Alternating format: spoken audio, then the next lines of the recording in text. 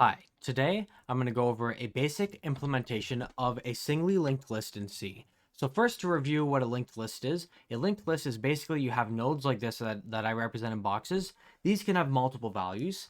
So it can have an ID, and then it could have a string, or it should be a char pointer in C's case, and we can keep adding as many things as we want. And each node points to the corresponding next node in the list. And that's what creates this list, and they're all linked together with next nodes, which is why it's called a linked list. And this is a singly linked list because it only has pointers to the next node. If we were to have a pointer to a previous node like this, that would make it a doubly linked list. But today we're just going to make a singly linked list. Some advantages for dealing with linked lists instead of like typical arrays. Like you can resize them a little bit better. You can add stuff to the beginning in constant time versus an array. Resizing an array can be complicated. You have to allocate more memory, and then you got to copy all the contents, and then you got to free the old memory. That's a little bit hectic. So linked lists can make that a little bit better. So let's go over how we can implement this. So we have our structure definition of each node in our list. So each node, for simplicity's sake, it only has one property. It has an ID, an integer ID, and then it has the pointer to the next node. Real simple. And in our main function, we have a simple implementation of two different functions we're going to make. So first, we're going to make a new node, which basically creates a new node in the list. We pass in the ID we want to set it to and the next we want to set it to.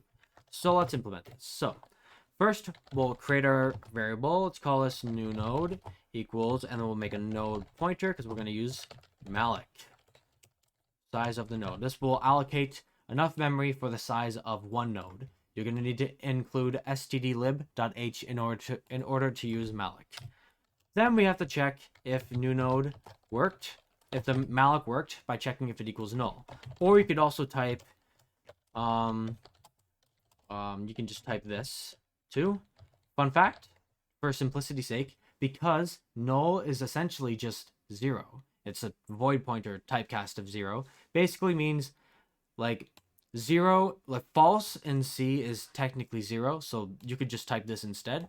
But that's just a fun little trick. Then we'll print our error statement out of memory, and then that's good.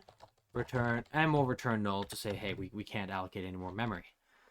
Then, if we exit this this if statement, that means that the memory allocation worked. So now we can go and set our properties like that. And then lastly, we're done, so we can just return our new node like that. And bam, we have now created a function to create a new node. We allocate the memory for it. We check that it worked by checking if it equals null. And then once we've made sure that we allocated the memory, then we just copy the contents, and that's it. If you're copying a string, you're going to need to use string copy, which will have a destination source like this, which basically means here's the source string that you're copying from, and this is where you're copying it to. And you're going to need to include string.h for that. Alrighty, so that's how we can create a new node. That will allow this to work. Now let's make one simple function that will go through the linked list and add all of the IDs together and return the sum. So, first we'll declare a sum variable equal to 0. Now, something to note, we're gonna loop through we're going to iterate through the linked list. So basically, the way, how we could do this is we're going to first say, well, head does not equal null.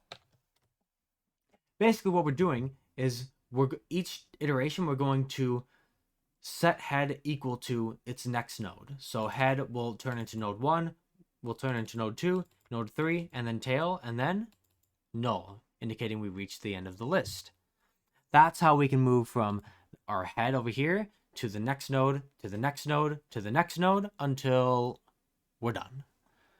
So we could just add the value of the head ID, and then just say head is equal to head next, like that, and then return the sum. Alrighty, now let's see what happens when we print it.